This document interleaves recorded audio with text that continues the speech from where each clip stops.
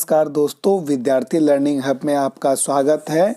मैं दयानंद डीएन आज भौतिक विज्ञान के तहत मापन चैप्टर को पढ़ाऊंगा, जिसमें हम लोग पूरी पद्धति जो कि अलग अलग तरह के सीजीएस पद्धति, एमकेएस पद्धति, एफपीएस पद्धति, इन सारे टॉपिक्स को और राशियों के बारे में पढ़ेंगे। मूल राशि, व्युत्पन्न राशि।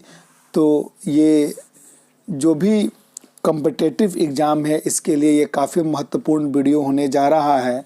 तो आप लोगों से निवेदन है कि इस चैनल पे अगर नए हैं तो सब्सक्राइब करें, लाइक करें और शेयर करें। तो चलिए शुरुआत करते हैं देर न करते हुए, और आज का जो टॉपिक है उस पे। तो भौतिक विज्ञान जिसे इंग्लिश में फिजिक्स कहा जाता है, भौतिक विज्ञान के तत्व या विज्ञान का वो पार्ट है जिसमें द्रव, मैटर और ऊर्जा, एनर्जी तथा इसके अनुनयन क्रियाओं व संबंधों का अध्ययन किया जाता है, भौतिक विज्ञान कहलाता है। भौतिकी के क्षेत्र, स्कोप ऑफ फिजिक्स, भौतिकी का जो क्षेत्र है वो बहुत व्यापक है। सभी प्राकृतिक क्रियाएं, नेचुरल फिनोमेना इसके अंतर्गत आती है। और अन्य विषयों तथा यथा आपका रसायन विज्ञान जिसे केमिस्ट्री कहा जाता है, जीव विज्ञान, बायोलॉजी, खगोल की एस्ट्रोनॉमी और गणित, मैथमेटिक्स, भूगोल, जियोग्राफी इत्यादि का घनिष्ठ संबंध है। इसके अंतर्गत यांत्रिकी, उष्मागतिकी, तरंगगतिकी, प्रकाशिकी, विद्युत चुंबकत्व, परमाणुवीय और नाभिकीय भौतिकी, इलेक्ट्रॉनिक्स और कंप्यूटर व प्रौद्योगिकी का अध्ययन समाहित है। तो ये पूरा स्कोप ऑफ फिजिक्स के तहत कितने कितने चैप्टर को, और सब सब्जेक्ट से तो घनिष्ठ संबंध है, लेकिन इसके अंतर्गत जो पढ़ी जाती है, जिसमें यांत्रिकी, उष्मा व उष्मागतिकी, तरंग गति, प्रकाशिकी, विद्युत चुंबकत्व, परमाणविक व नाभिकीय भौतिकी, इलेक्ट्रॉनिक्स एवं कंप्यूटर व प्रौद्योगिकी का अध्ययन किया जाता है। तो अब हम लोग आते हैं इसके मेन चीज को, जो पढ़ने जा रहे हैं, मापन को। विज्ञान की विभिन्न राशियों यथा लंबाई, अंग्रेजी में लेंथ कहते हैं, समय, टाइम, द्रव्यमान, मास इत्यादि को पूर्णतः व्यक्त करने की, उनकी पारस्परिक तुलना, कंपैरिजन करने व संक्रियाएं, कैलकुलेशन करने के लिए उनके मापन की आवश्यकता पड़ती है। तो कोई भी जो राशि हो, जैसे लंबाई है, समय है, द्रव्यमान इत्यादि को पूर्णतः व्यक्त करने के लिए या उनके पारस्परिक कंपैरिजन करने के लिए, कैलकुलेशन करने के लिए मापन की आवश्यकता पड़ती है। अतः किसी दी गई भौतिक राशि यानी कि फिजिकल क्वांटिटी का उसके उपयुक्त मात्रक से तुलना करके उसका सटीक मान ज्ञात करना मापन कहलाता है। तो किसी दी गई भौतिक राशि को उसके उपयुक्त मात्रक यानी जो मात्रक यूनिट माना जाता है, उससे कंपैरिजन जब करते हैं तो उसका सटीक मान निकालते हैं, उसे ही मापन कहते हैं, मेजरमेंट कहते हैं। इसका व्यवहारिक और वैज्ञानिक गणनाओं में प्रयोग किया जाता है। व्यवहारिक और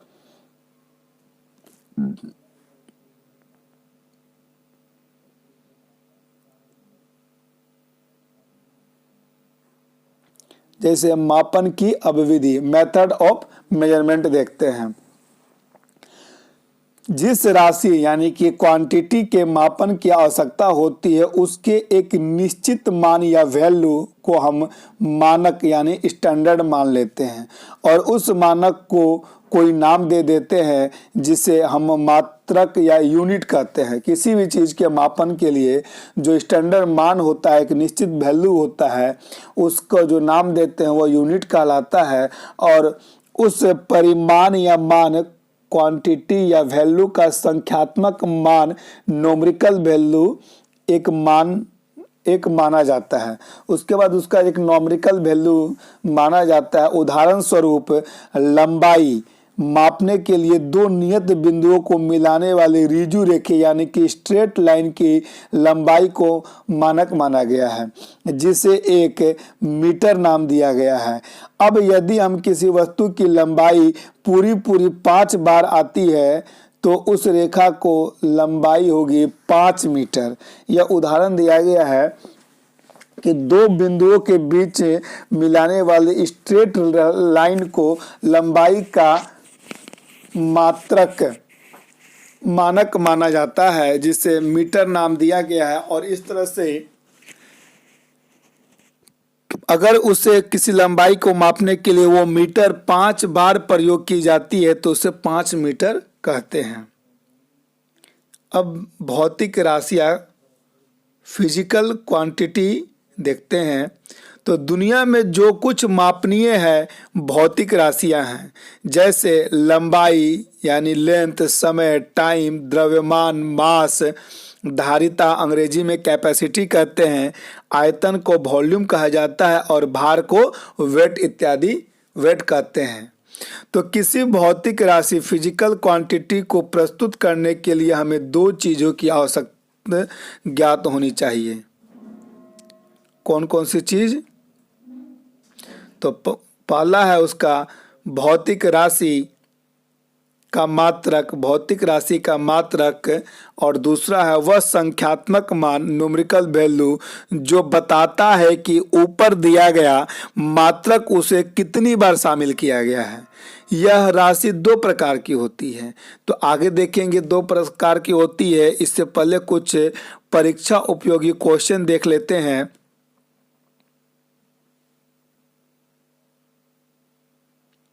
क्वेश्चन देखते हैं, जैसे प्राचीन भारत में रस विद्या का जनक कौन था? तो नागा अर्जुन को रस विद्या का जनक कहा जाता है। नागा अर्जुन की पुस्तक का क्या नाम था? तो रस रत्नाकर। नागा अर्जुन ने जो पुस्तक लिखी थी उसका नाम रस रत्नाकर था। प्राचीन भारत का जो धातु विज्ञान था वो काफी उन्नत था। ये कैसे प्रमाण मिलता है? इसका क्या प्रमाण मिलता है?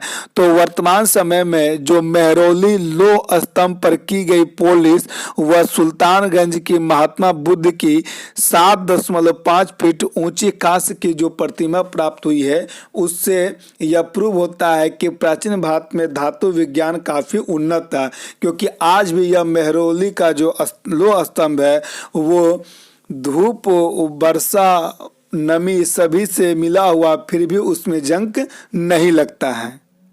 चलिए, शून्य और दशमलव प्रणाली का आविष्कारक किसे माना जाता है? यह क्वेश्चन आईएएस 2006 में पूछा है। तो आर्यभट्ट को शून्य और दशमलव प्रणाली का आविष्कारक माना जाता है। किस भारतीय सम्राट ने दिल्ली, जयपुर, वाराणसी, उज्जैन और मथुरा में वेधशालाएं स्थापित की?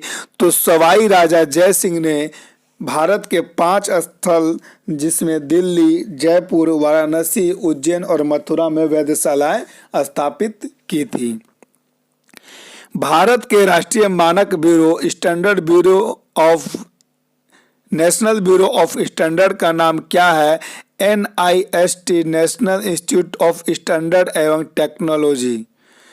किस भारतीय गणितज्ञ विज्ञानी ने संख्या सिद्धांत प्रतिपादित किया? तो श्रीनिवास अयंगर रामानुज ने संख्या सिद्धांत प्रतिपादित किया। मुगल काल में लंबाई की किस मात्रक का प्रयोग किया जाता था? तो गज का प्रयोग किया जाता था। भारत में मैट्रिक प्रणाली का प्रारंभ कब हुआ? 1956 में भारत में मैट्रिक प्रणाली का प्रारंभ हुआ।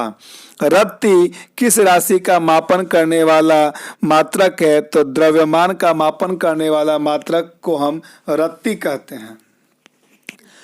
सर, अब क्या आप जानते हैं, यानी कि आपको एक विशेष नॉलेज दी जा रही है सर आइजैक न्यूटन के बारे में। क्यों कि सर आइजैक न्यूटन को भौतिकी का जन्मदाता क्यों माना जाता है? सर आइजक न्यूटन को भौतिकी का जन्मदाता क्यों माना जाता है? तो इसके लिए हम लोग देखते हैं उन्होंने क्या क्या चीज़ की खोज की जो अभी वर्तमान में काफ़ी इम्पोर्टेंट रोल अदा करता है। तो न्यूटन ने प्रकृति के कई रहस्यों को सुलझाला और कई महत्वपूर्ण सिद्धांत दिए। उन्होंने ही सर्वांतरिक गुरुत्वाकर्षण यूनिवर्सल ग्रेविटेशनल थ्योरी सर्वांतरिक गुरुत्वाकर्षण यूनिवर्सल ग्रेविटेशनल थ्योरी सिद्धांत को दिया, जिसके अनुसार सभी ब्रह्मांडीय पिंड जो है एक दूसरे की ओर आकर्षित करते हैं। उन्होंने यह भी बताया कि पृथ्वी प्रत्येक वस्तु को अपने केंद्र की ओर आकर्षित करती है। उन्होंने सिद्ध किया कि सूरज की रोशनी सनलाइट जो है वह श्वेत दिखाई देती है, वास्तव में वह 7 रंगों का मिश्रण है। उन्होंने पहली बार परावर्तक दूरबीन रिफ्लेक्टिंग टेलीस्कोप भी बनाया। उनकी प्रकाश संबंधी खोज उनके पुस्तक ऑप्टिक्स में प्रकाशित है। उन्होंने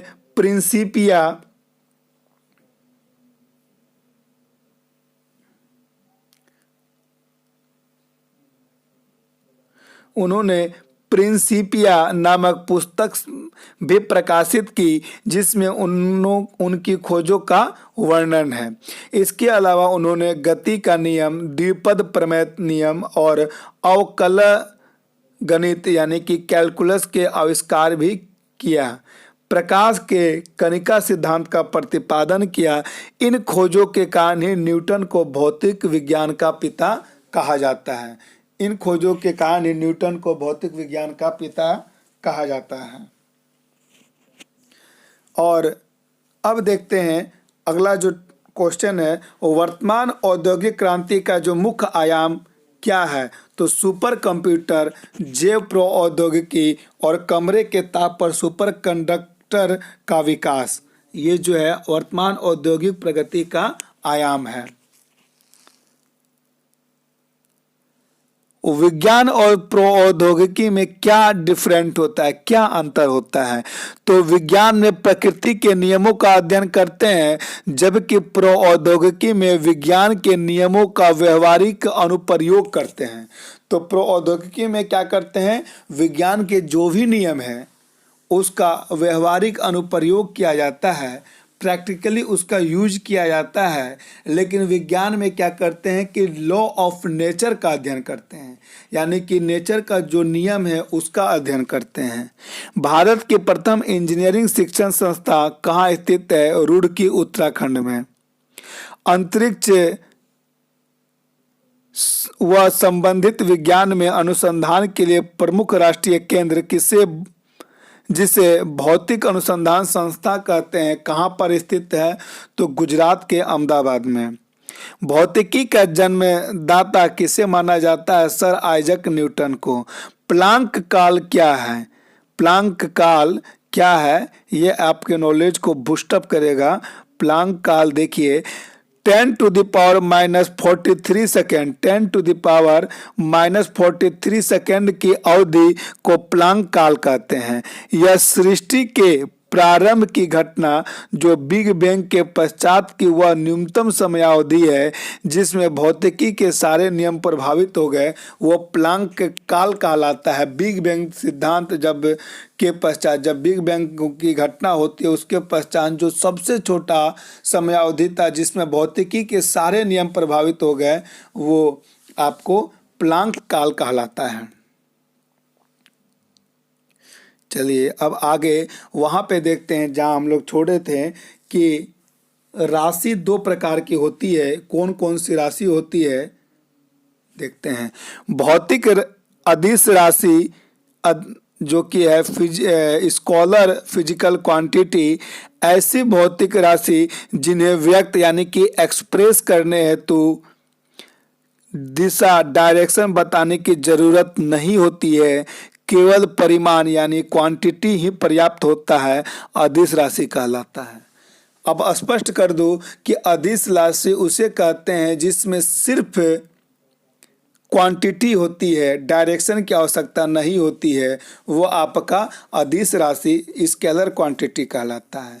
जैसे द्रव्यमान, घनत्व और चाल, स्पीड और आयतन, वॉल्यूम इत्यादि। अब सदिश राशि देखते हैं। तो सदिश राशि जो है वेक्टर फिजिकल क्वांटिटी ऐसी भौतिक राशियां जिन्हें पूर्णतः व्यक्त करने के लिए परिमाण के साथ साथ दिशा डायरेक्शन की भी आवश्यकता होती है, उसे सदिश राशियां कहते हैं।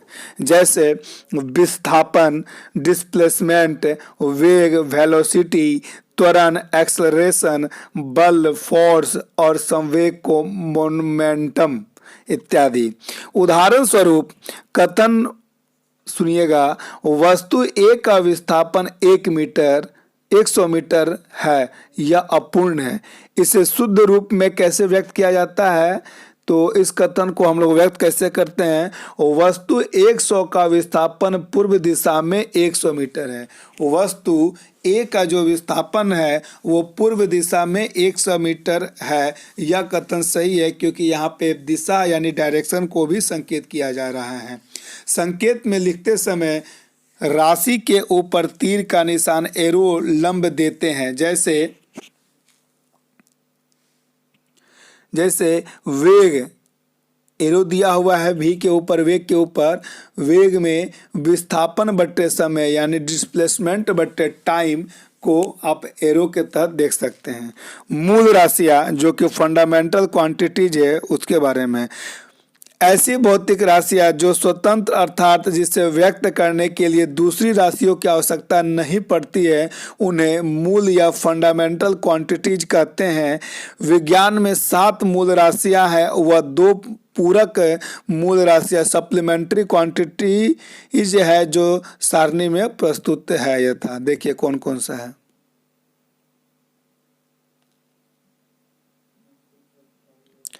अब व्युत्पन्न राशियां यानी कि डेराइव्ड क्वांटिटीज, वे भौतिक राशियां जो मूल राशियों की सहायता से व्युत्पादित की जाती है और व्युत्पन्न भौतिक राशियां कहलाती है। यथा क्षेत्रफल, आयतन, बल, वेग, त्वरण, कार्य, ऊर्जा, सामर्थ्य इत्यादि।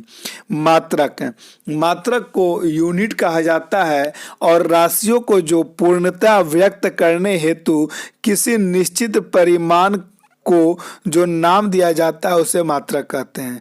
यह 2 प्रकार का होता है। तो मात्रक जो है किसी भी राशियों का पूर्णतः व्यक्त करने हेतु उसके परिमाण को जो नाम दिया जाता है उसे मात्रक कहते हैं। यह 2 प्रकार का होता है, मूल मात्रक फंडामेंटल यूनिट और व्युत्पन्न मात्रक डेराइव्ड यूनिट।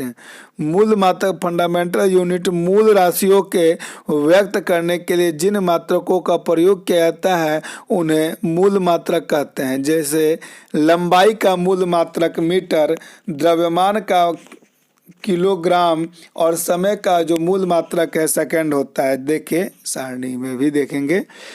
व्युत्पन्न डेराइव्ड यूनिट व्युत्पन्न भौतिक राशियों को व्यक्त करने के लिए जिन मात्रकों का प्रयोग किया जाता है उन्हें डेराइव्ड मात्रक यानी कि व्युत्पन्न मात्रक कहते हैं।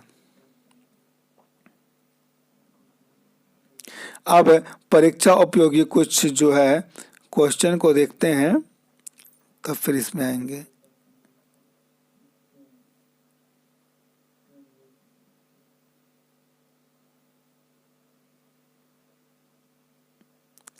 तो मूल राशियां यथा लंबाई, समय, द्रव्यमान, विद्युत धारा, ताप, ज्योति तीव्रता और पदार्थ की मात्रा का निर्धारण माप तोल की अंतर्राष्ट्रीय समिति ने कब किया? तो सन 1960 में किया। कार्य अदिश राशि है या सदिश राशि है? तो कार्य जो है वो अदिश राशि है। पदार्थ की मात्रा का मूल राशि मोल अंतर्राष्ट्रीय समिति में कब स्वीकार किया गया? 1971 में।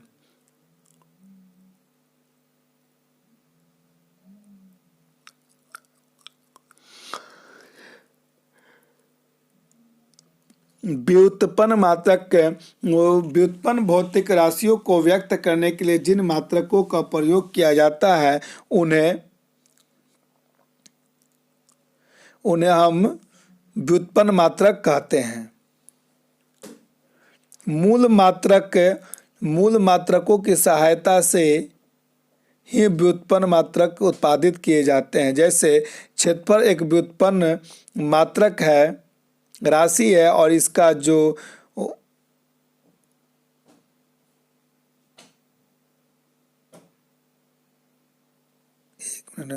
इसका जो क्षेत्रफल का व्युत्पन्न राशि है तो इसका मात्रक जो होता है वर्ग मीटर होता है। इसे निम्नवत निर्गमित किया जाता है, यानी कैसे निकालते हैं तो हम क्षेत्रफल जानते हैं क्या, लंबाई गुना चौड़ाई, और लंबाई का जो मात्रक होता है मीटर, चौड़ाई का भी मात्रक मीटर होता है। तो मात्रक हो जाएगा मीटर गुना मीटर, यानी कि मीटर स्क्वायर कहें या इसे वर्ग मीटर कहें। ठीक है, वर्ग मीटर कहें। अब मात्रक की पद्धतियां यानी सिस्टम ऑफ यूनिट। भौतिक राशियों के मापन हेतु तो मुख्य 4 पद्धतियां प्रचलित है। MKS पद्धति, MKS पद्धति अर्थात मीटर किलोग्राम सेकंड पद्धति। इसमें लंबाई का मुख्य मात्रक मीटर, द्रव्यमान का किलोग्राम व समय का सेकंड माना गया है। CGS पद्धति में सेंटीमीटर ग्राम सेकंड प्रणाली, CGS पद्धति को सेंटीमीटर ग्राम सेकंड प्रणाली कहते हैं। इसमें लंबाई का जो मुख्य मात्रक होता है सेंटीमीटर, द्रव्यमान का मात्रक ग्राम और समय का मात्रक सेकंड होता है। व्यवहार्यता इसे मीट्रिक्स पद्धति कहते हैं।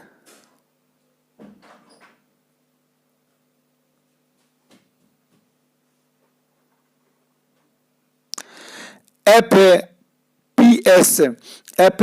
पद्धति फुट पाउंड और सेकंड पद्धति है। इसमें लंबाई का मुख्य मात्रक फुट, द्रव्यमान का मात्रक पाउंड व समय का जो है सेकंड माना जाता है। इसे ब्रिटिश पद्धति भी कहा जाता है। SI पद्धति इसे अंतर्राष्ट्रीय समिति कहते हैं। आज का सर्वाधिक प्रचलन इसी पद्धति का है जिसे दुनिया में मान्यता प्राप्त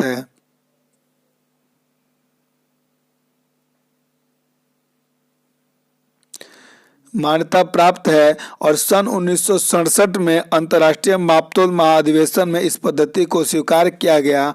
आजकल इसका कैलकुलेशन में इस पद्धति का प्रयोग किया जाता है। इस पर 7 मूल राशियां और 2 पूरक मात्रक होते हैं, जिसका विवरण सारणी नीचे दिया गया है। कौन कौन सा होता है? तो लंबाई का जो है मूल भौतिक राशि में लंबाई का मात्रक मीटर होता है और इसे m से डिनोट करते हैं। समय का मात्रक सेकंड होता है, इसे s से डिनोट करते हैं। द्रव्यमान का मात्रक मास होता है, इसे किलोग्राम से डिनोट करते हैं। ताप का जो टेम्परेचर होता है उसे केल्विन में डिनोट करते हैं। विद्युत धारा इलेक्ट्रिक करंट को एम्पेयर में, विद्युत तीव्रता ल्यूमिनस इंटेंसिटी कैंडेला होती है इसका मात्रक, और पदार्थ की मात्रा मोल जो होता है, और पूरक राशियों में समतल कोण रेडियन और घन कोण को स्टेरेडियन कहा जाता है। घन कोण को क्या कहा जाता है? स्टेरेडियन कहा जाता है। चलिए इसे भी जानते हैं।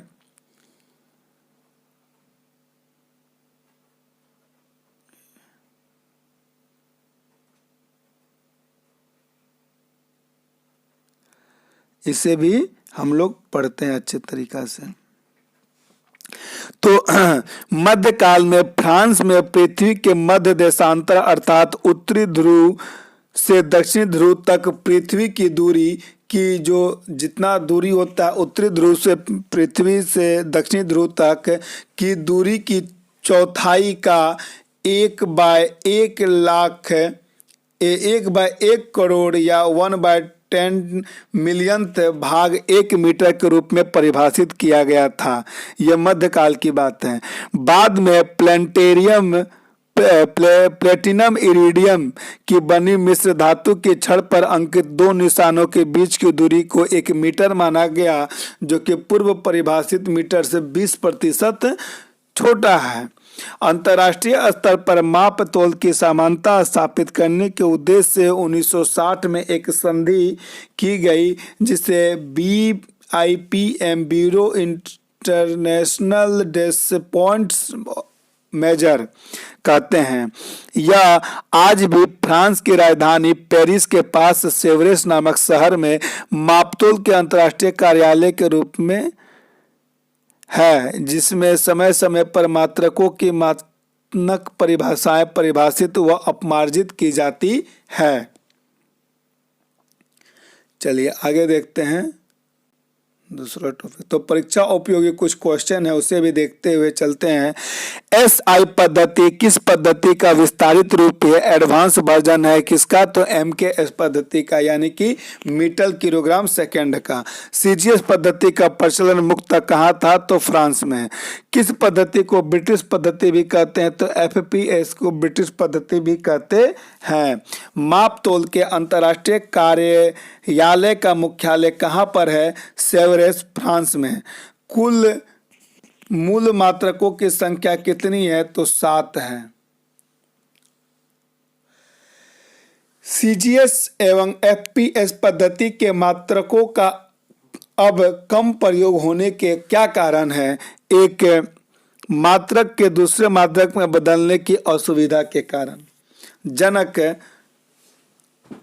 अनकॉन्विएंट गुणकों का होना, एक मात्रक के दूसरे मात्रक में बदलने की असुविधा जनक गुणकों का होना। संयंत्र की इकाई, SI इकाई क्या है? तो संयंत्र का जो SI इकाई है यह RS में पूछा गया पॉइज है, पॉइज है। अब महत्वपूर्ण व्युत्पन्न मात्रक को देखते हैं। जैसे यहाँ राशि दी गई है, उसके बाद यहाँ आपको निगमित सूत्र है, निगमित मात्रक और निगमित मात्रक। आयतन, आयतन को हम कैसे डिनोट करते हैं? तो आयतन का जो निगमित सूत्र होता है उसमें लंबाई होती है, उसमें चौड़ाई होती है और उसमें ऊंचाई होती है। यानी कि लंबाई के लिए हम मीटर का प्रयोग करेंगे, चौड़ाई के लिए भी मीटर का प्रयोग करेंगे और ऊंचाई के लिए भी मीटर का प्रयोग करेंगे। इसलिए यह मीटर क्यूब या घन मीटर इसका निगमित मात्रक होता है। किसका? तो आयतन का। चाल का जो है निगमित सूत्र होता है दूरी बट्टे समय, डिस्टेंस बट्टे टाइम। तो दूरी के लिए यानी डिस्टेंस के लिए हम मीटर का प्रयोग करेंगे और समय के लिए हम लोग T का प्रयोग करेंगे, सेकंड का प्रयोग करेंगे। तो मीटर प्रति सेकंड, तो M मीटर प्रति सेकंड को कैसे लिखते हैं? M/S में। घनत्व, घनत्व का जो निगमित सूत्र होता है द्रव्यमान बट्टे आयतन। द्रव्यमान के लिए किलोग्राम और आयतन के लिए घन मीटर का यूज करते हैं, तो किलोग्राम घन मीटर स्क्वायर मीटर क्यूब। ठीक है। त्वरण का जो मात्रक होता है वेग में परिवर्तन बट्टे समय, तो वेग परिवर्तन क्या हो जाएगा? वेग मतलब मीटर प्रति सेकंड, वेग परिवर्तन मतलब क्या हो गया? मीटर प्रति सेकंड उसका सेकंड, यानी कि मीटर प्रति सेकंड तो हो जाएगा मीटर प्रति सेकंड स्क्वायर, यानी कि M/S स्क्वायर। आगे है बल, बल का जो निगमित सूत्र है द्रव्यमान गुना त्वरण। तो द्रव्यमान के लिए हम किलोग्राम और त्वरण के लिए मीटर प्रति सेकंड लेते हैं, तो पूरा जो फॉर्मूला हो जाता है इसका किलोग्राम मीटर प्रति सेकंड होता है, जिसे 1 न्यूटन भी कहते हैं। कार्य, बल गुना बल की दिशा में विस्थापन, बल गुना बल की दिशा में विस्थापन जो होता है किलोग्राम मीटर प्रति सेकंड, किलोग्राम मीटर प्रति सेकंड गुना मीटर, यानी कि किलोग्राम मीटर स्क्वायर प्रति सेकंड स्क्वायर।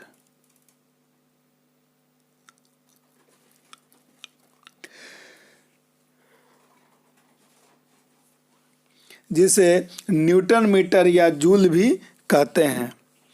अब शक्ति या सामर्थ्य का जो मात्रक होता है, तो कार्य बटे समय इसका निगमित सूत्र है। कार्य के लिए हम क्या कहेंगे? तो जूल प्रति सेकेंड, जूल प्रति सेकेंड को वाट कहते हैं। आवेग, आवेग जो होगा बल गुना समय अंतराल और न्यूटन गुना सेकेंड, यानी कि न्यूटन प्रति सेकेंड होता है। संवेग, संवेग को द्रव्यमान गुना वेग, द्रव्यमान गुना वेग, तो द्रव्यमान के लिए केजी और वेग के लिए जो है आपका मीटर प्रति सेकंड, तो किलोग्राम मीटर पर सेकंड संवेग होगा। और दाब जो है, दाब को हम बल बट्टे क्षेत्रफल यानी कि न्यूटन बट्टे मीटर स्क्वायर कहते हैं। न्यूटन प्रति मीटर स्क्वायर को से दाब का मात्रक व्यक्त करते हैं।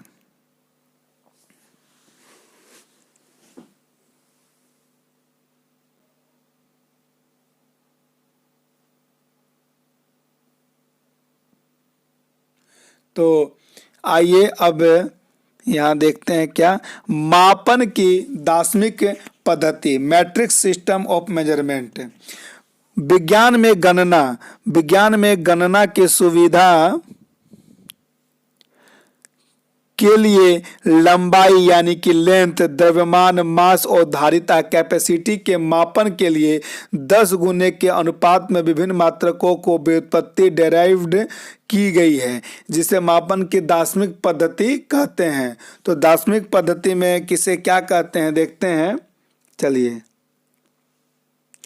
10 का घटता हुआ अनुपात ऊपर की ओर, 10 का बढ़ता हुआ अनुपात नीचे की ओर। तो मिली सेंटीडेसी मीटर डेका हेक्टो किलो, मिली सेंटीडेसी मीटर डेका हेक्टो किलो, इस तरह से याद रखिएगा। वही चीज मिली सेंटीडेसी ग्राम डेका हेक्टो किलो, मिली सेंटीडेसी लीटर डेका हेक्टो किलो। तो ये 10 के गुणक में अनुपात में है। अब उपयुक्त पैमाना जब धारिता के लिए प्रयुक्त किया जाता है तो प्रत्येक मात्रक के बाद लीटर जुड़ जाता है, और द्रव्यमान के लिए प्रयुक्त होने वाले ग्राम व लंबाई के लिए प्रयुक्त होने वाले मीटर जुड़ जाते हैं, जो किलोग्राम, किलोलीटर और किलोमीटर होते हैं, किलोमीटर होते हैं।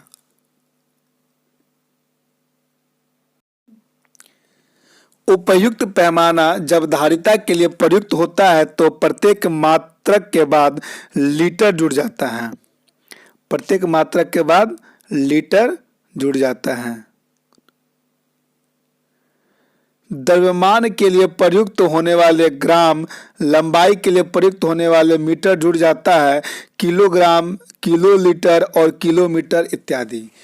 मेथड ऑफ कैलकुलेशन, गणना की विधि। मेथड और कैलकुलेशन में हम देखते हैं, यदि ज्ञात करने के लिए एक डेका मीटर में कितने डेसीमीटर होते हैं तो सारणी देखने से पता चलता है कि डेका बड़ा मात्रक है और डेसी छोटा है। डेका से डेसी तक पहुंचने के लिए 10 पग यानी 10 स्टेप चलने पड़ते हैं। अनुपात हुआ 10 × 10 यानी कि 10 गुना 10 या अर्थात 100 यानी कि 1 डेका मीटर बराबर 100 डेसीमीटर। इस प्रकार 1 डेका लीटर बराबर 100 डेसीलीटर होगा। और इस प्रकार यदि सेंटीलीटर को हेक्टोलीटर में बदलना है तो सारणी में ऊपर से नीचे चलना पड़ता है, अर्थात छोटे मात्रक को बड़े मात्रक में बदलना पड़ता है, और सेंटी से हेक्टो तक पहुंचने के लिए 4 पग चलना पड़ेगा। अतः 1 सेंटीलीटर में 1/10 गुना 1/10 गुना 1/10 गुना 1/10 बराबर 1/10,000 लीटर यानी 1/10,000 लीटर, हेक्टोलीटर हो गया। और इसे हम लोग 0.001 लीटर या कि 10⁻⁻⁴ लीटर में व्यक्त करते हैं। कुछ परीक्षा उपयोगी जो है देखते हैं, शोर को किस मात्रक में मापा जाता है तो शोर को डेसिबल में मापा जाता है। 1 मिलीसेकंड कितने सेकंड के बराबर होती है, 10⁻³ सेकंड के बराबर होती है। 1 सेकंड में कितने माइक्रोसेकंड होते हैं तो 10⁻6 माइक्रोसेकंड। 1 किलोमीटर में कितने सेंटीमीटर होते हैं, 1 किलोमीटर में 1 लाख सेंटीमीटर होते हैं।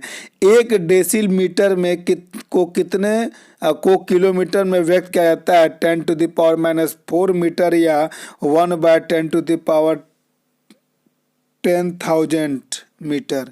भारत में दशमलव प्रणाली कब प्रारंभ की गई, 1 अप्रैल 1957 को प्रारंभ की गई।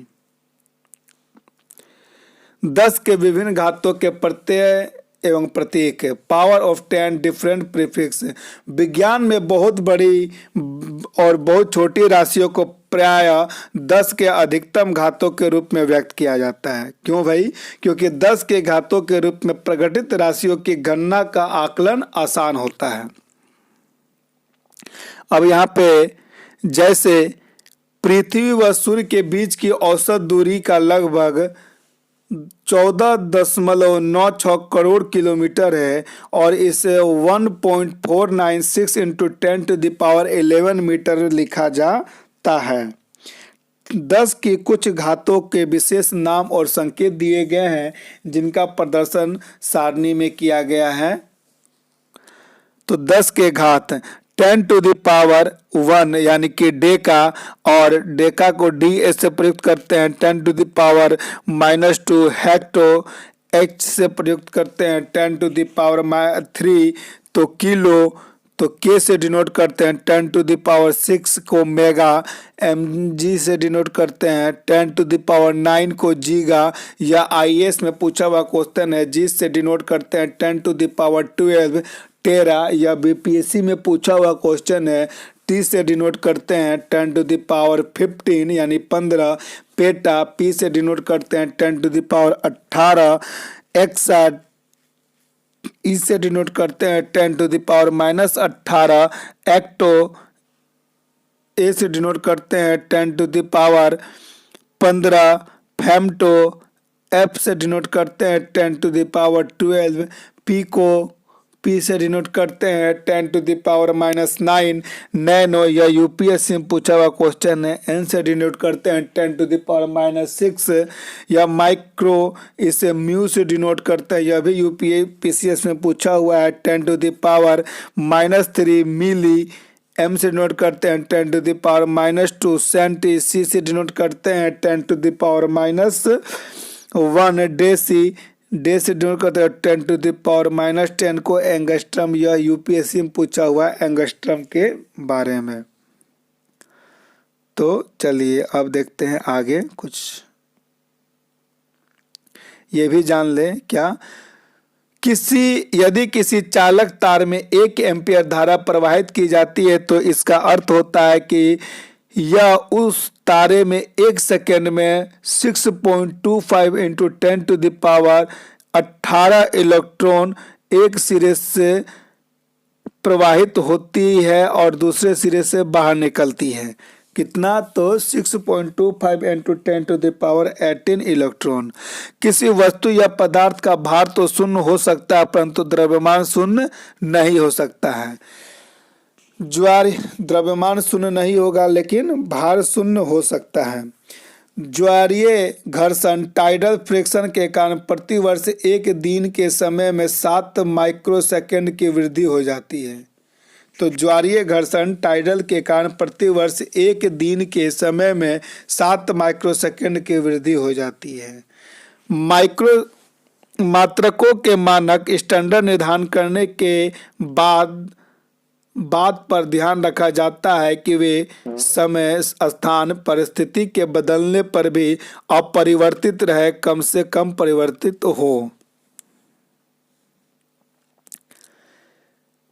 4 डिग्री ताप पर सामान्य वायुमंडल पर 1 लीटर शुद्ध जल द्रव्यमान का 1 किलोग्राम होना कहलाता है। 4 डिग्री टेम्परेचर पर समान ताप ज्योति वायुमंडलीय दाब पर 1 लीटर शुद्ध जल द्रव्यमान 1 किलोग्राम प्रदर्शित होता है, 1 किलोग्राम होता है। यानी कि उसका जो टेम्परेचर होना चाहिए वो 4 डिग्री ताप पर और वायुदाब सामान्य होता है तो 1 लीटर शुद्ध जल जो होती है द्रव्यमान को 1 किलोग्राम कहते हैं। एक मानक सेकेंड वह समय अंतराल है जिसमें परमाणु घड़ी में सीजियम 133 का परमाणु तो 9,19,26,300 कुछ बार कंपन करता है।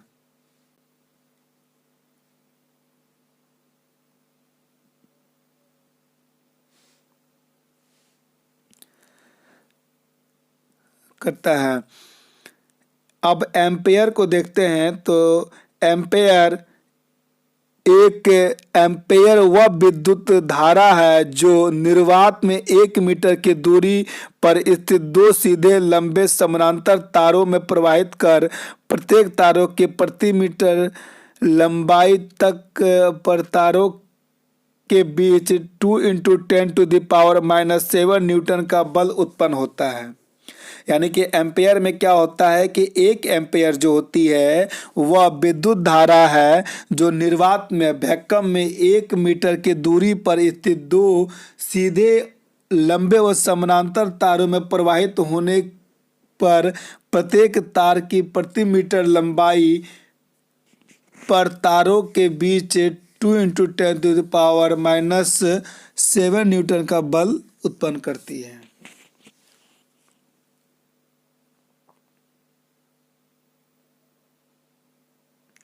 अब परीक्षा उपयोगी देखिए, यहाँ पे कुछ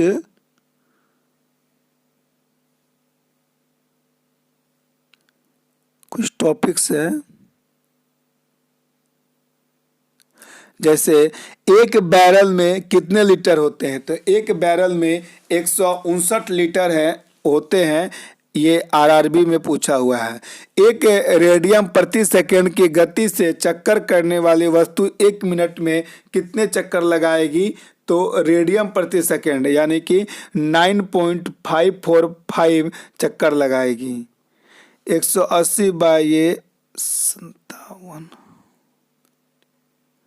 केरोसिन के आपेक्षिक घनत्व की इकाई क्या है, तो केरोसिन के जो आपेक्षिक घनत्व होता है वो कोई घनत्व की कोई इकाई नहीं होती है।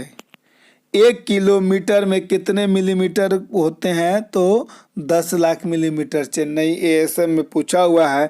गणना में सहायक गणितीय साधन के रूप में लघुगणक की संकल्पना किसने दी है, तो जॉन नेपियर ने 1614 ईस्वी में। नैनो तकनीक किससे संबंधित है, नैनो तकनीक जो है लघुकरण परमाणु भौतिकी से संबंधित है। सूर्य से पृथ्वी की दूरी कितनी है, लगभग 14.96 करोड़ किलोमीटर। 10⁻⁹ व 10⁻⁻⁹ के लिए प्रत्यय प्रयुक्त होते हैं। जैसे कि 10⁻⁹ के लिए जीगा और 10⁻⁻⁹ के लिए नैनो। एंगस्ट्रम किस राशि का मात्रक है, तो लंबाई का। और एंगस्ट्रम किसके मापन में प्रयुक्त किया जाता है, तो तरंगदैर्घ्य के मापन में एंगस्ट्रम का प्रयुक्त होता है।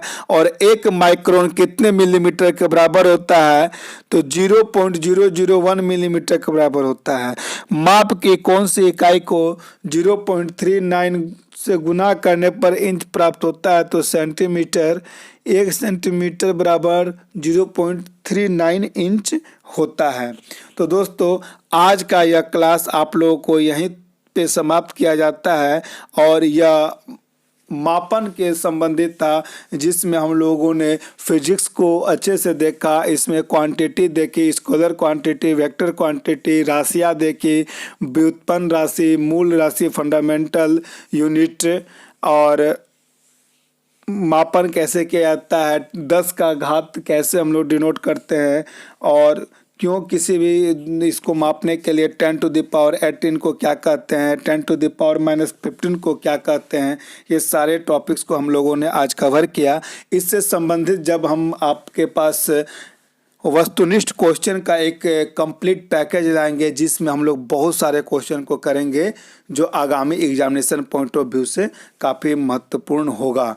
अगर यह वीडियो आप लोगों को अच्छा लगे तो प्लीज़ दोस्तों लाइक करें, सब्सक्राइब करें और शेयर करना ना भूलें दोस्तों के पास। जय हिंद।